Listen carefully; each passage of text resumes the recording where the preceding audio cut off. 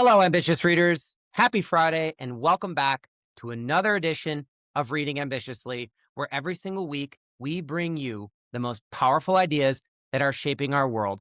And this week, we have a very, very big idea in store for you. So let's go ahead and jump right in. Electrons, tokens, outcomes. Now, every technology era ultimately finds a unit of account. Small units have a way of becoming organizing principles. I think about a barrel of oil. That was just a barrel of oil until the world learned how to refine and consume it.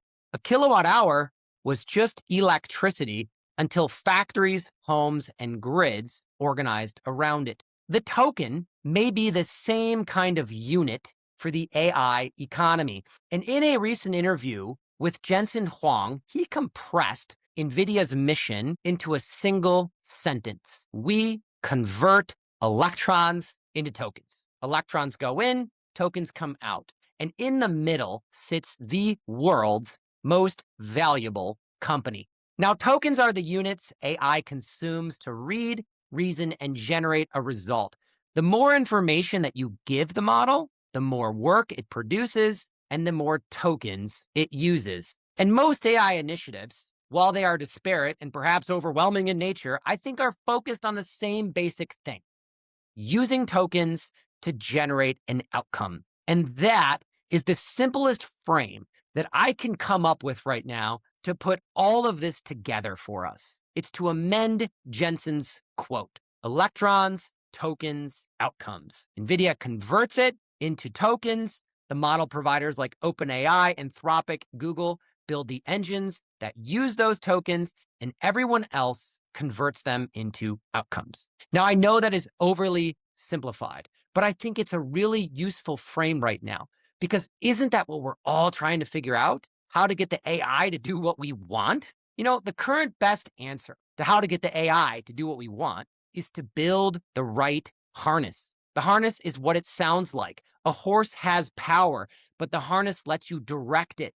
A model has a lot of power and a lot of intelligence, but the harness lets you aim it at work to be done. And there's this new term called harness engineering, and it's the discipline of building systems around AI so that the models can perform useful work repeatedly. A good harness provides the models with the richest inputs possible, and importantly, in the correct order.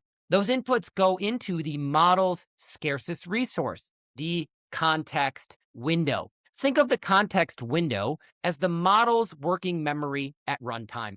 And context windows are measured in, you guessed it, token size. The current state-of-the-art models offer 1 million token windows. And if something is not in the context window, it's not reliably going to be in play for the output. I like to think of the context window as the AI's mind's eye. And the idea is not to give the model an ocean of inputs. It's to provide the model with the essential inputs in the right order, at the right time, token by token. And this is why so many of the recent AI breakthroughs rhyme.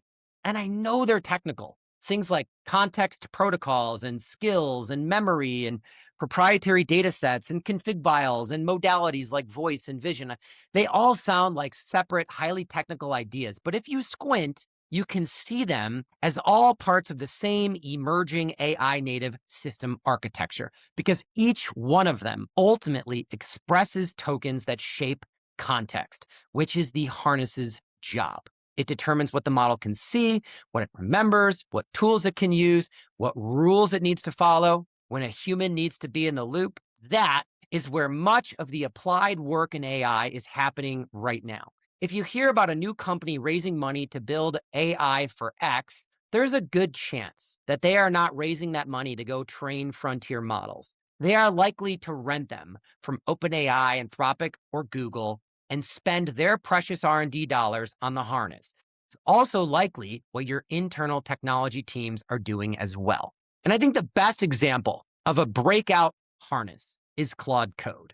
There are others if you're interested in learning about them, like Sierra and Harvey and Legora and Cursor and Decagon and Glean. The big difference between Claude in a chat window and Claude inside of a software development environment is this: In the blank chat window, you can have a conversation. The model can answer your questions. You can even write some code. But inside of Claude Code, the model can actually see and interpret the code repository. It can understand the surrounding files. It can edit code. It can run commands. It can respond to errors. It can keep moving through a long running task. And the difference is the harness that allows it to do that, because ultimately we want the work done.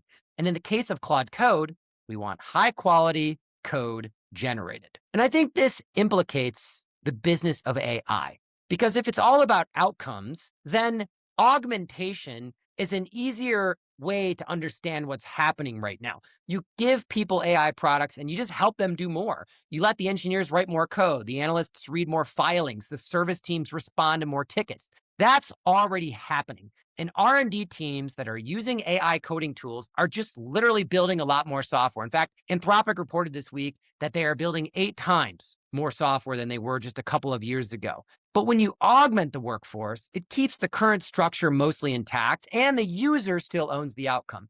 The AI is a tool to help them achieve it, and they are likely to pay for it based on seats or usage. And that version feels familiar because it's a lot like software works today, but with some really killer new features. But the flip side of that is service as software, where you sell the work itself. The software actually performs the service and delivers the outcome.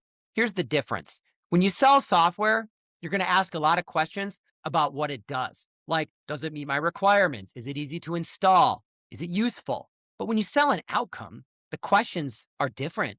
They become operating questions. Can you do this work better than the customer can? Can you do it repeatedly? Is it high quality?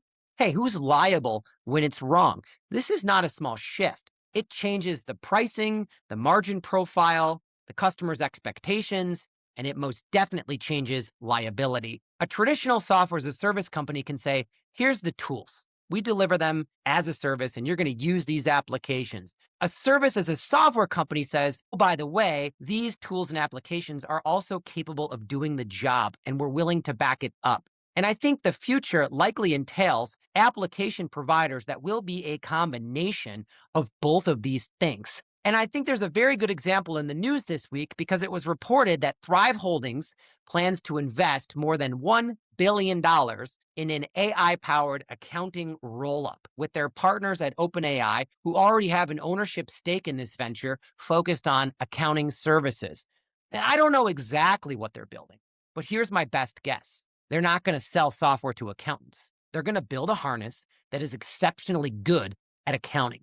And then they're going to put that harness into the hands of their CPAs to deliver the accounting outcomes faster, cheaper, and with the same or better service level. That is service as a software. That is delivering the outcome, because the accounting firm is not just a distribution channel. It's the laboratory to figure out how to do this. Think about all the ingredients that are in there: proprietary data, domain expertise, process knowledge, a customer base who already exists that expects these jobs to be done correctly.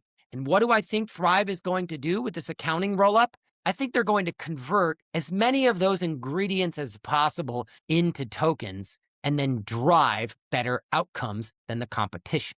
Because if a typical accountant can handle only 10 clients today, and well, maybe 100 or 1,000 tomorrow with the right harness, that is the opportunity. When AI performs the work, somebody still has to stand behind the work. But that is where this combination of software and service come together, where audit trails and human review service levels and liability come into play.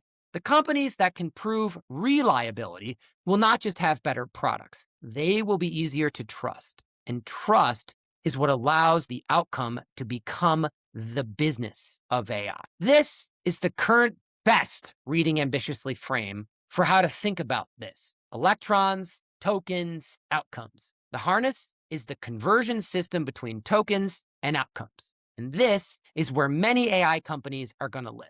It's also where buyers and investors should spend more of their time, not asking whether you're actually just using AI, but asking what it can reliably produce. The hard part right now is adding all of this up without losing the plot. Electrons become tokens, tokens move through the harness produces the work, it creates an outcome, and the outcome creates value when someone trusts it enough to depend on it.